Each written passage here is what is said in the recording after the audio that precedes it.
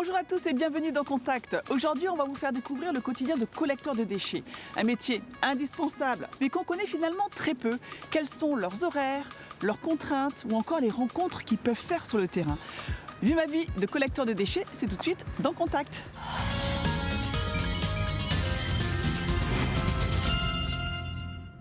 Bonjour, je m'appelle Jean-François Nazé, je suis chauffeur-chargeur au BEP Environnement et ça fait à peu près 3 ans que je suis ici. Salut. Ça va? Ouais, toi? Ça va. Quand on arrive au BEP Environnement, d'office on commence comme collecteur. Avoir un volant, on estime que ça se mérite et qu'il faut avoir chargé pendant quelques années. On arrive, nous le matin, les chauffeurs, on arrive beaucoup plus tôt, à 6 heures pour faire démarrer les camions. On sait toujours ce qu'on fait, toujours avec qui on part, toujours quel camion on a. Pour les tournées, on est quand même équipé pour être le plus visible possible. Des gants pour protéger nos mains un maximum des coupures. Et chaussures de sécurité, jaune fluo partout. Et des bandes réfléchissantes. Pour les villes comme Namur, c'est des grosses villes, donc il faut dégager un maximum avant le gros trafic. Et pour les plus petites communes, là on démarre à 7 h du matin. Je viens juste de choper le premier sac, j'abaisse le marchepied, la plaquette était déjà abaissée. C'est pour gagner en hauteur quand on lance les sacs en fait. Les sacs ils sont pas toujours bien visibles, ils sont des fois cachés entre deux voitures, on voit juste un morceau qui dépasse. Les chargeurs doivent toujours regarder où se trouvent les sacs et au cas où le chauffeur ne le voit pas, on a un bip, donc il sait d'office que quand il entend le bip, c'est qu'il a oublié un sac. Bon, dans le coin où on va, des sacs qui font plus de 15 kg. Il y en a pas. C'est maximum 15 kg qui est demandé par sac. C'est quand on le charge qu'on dit ouf, il est plus lourd que d'habitude. En 2023, la production moyenne de déchets municipaux par habitant en Belgique était de 700 kg selon Stadbel. Là ici il y a un gros tas. Mon collègue va venir m'aider. Sur une journée type par exemple jambes, c'est 17 tonnes. Quand vous êtes 2 chargeurs et que vous soulevez 17 tonnes, il n'y a rien à faire en fin de journée, vous êtes cassé. En plus il était lourd celui-là.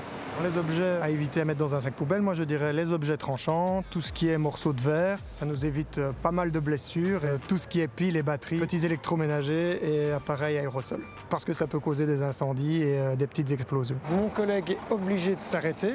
La voiture qui est là, il n'y a vraiment pas grand-chose qui passe avec le bras. Le chauffeur, lui, il doit vraiment faire attention à tout. Les autres usagers, l'emplacement des sacs, ces 2 chargeurs, voir s'ils sont toujours bien sur les marchepieds. Vraiment tout. C'est toujours problématique, les voitures ne se garent jamais à 5 mètres des carrefours, que ce soit ici ou celle qui est juste en face. C'est exactement le même problème. C'est sans doute le boulot le plus stressant et le plus fatigant. C'est pas la même fatigue qu'un chargeur, mais le chargeur, lui, il doit se concentrer uniquement sur le marchepied, sa sécurité et les sacs. Le chauffeur, lui, c'est tout le reste. Les petites choses qui font stresser encore un peu plus les chauffeurs. Le comportement le plus pénible, c'est vraiment quand on force un peu la main alors qu'on n'est pas là pour embêter les gens ou créer des bouchons. Une voiture qui dépasse. Les gestes de sécurité, c'est vraiment nous laisser collecter un maximum sans nous mettre la pression. Et dès qu'on peut, on se met sur le côté pour les laisser passer. Le plus difficile à anticiper, c'est les trottinettes. Ils se faufilent mais vraiment partout, entre les voitures, ils déboulent de n'importe où et c'est vraiment le plus dur à calculer. Bonjour. Voilà, les petites marques de respect qu'on a des gens. Nathalie va rencontrer Jean-François pour en apprendre davantage. Bonjour Jean-François. Bonjour Nathalie. Pas trop fatigué? Non, ça va, on attrape le rythme assez vite. Est-ce que les personnes que vous croisez sont justement reconnaissantes ou pas? Non, c'est très souvent reconnaissant. On a toujours droit à des bonjours, merci. Pour ça, je dois dire, ça change. Et avec tout ce que vous ramassez au quotidien, est-ce que vous êtes déjà tombé sur des objets insolites? C'était un lundi matin, j'attrape un sac comme ça et dans ma main, je sens que ça bouge. Et c'était un énorme rat. J'ai fait un bond en arrière, j'ai crié un coup. Ça surprend et ça réveille. Comment s'organise votre quotidien d'une manière générale?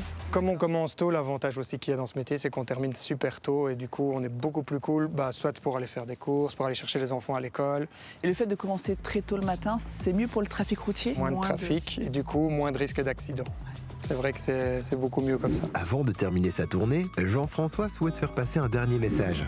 Alors le conseil que je donne aux usagers de la route, c'est d'être patient, de nous laisser faire notre travail et de rester zen. C'est terminé pour aujourd'hui. Restez bien en contact avec nous via le site et l'application RTBF Actu. On se retrouve la semaine prochaine et d'ici là, bonne route!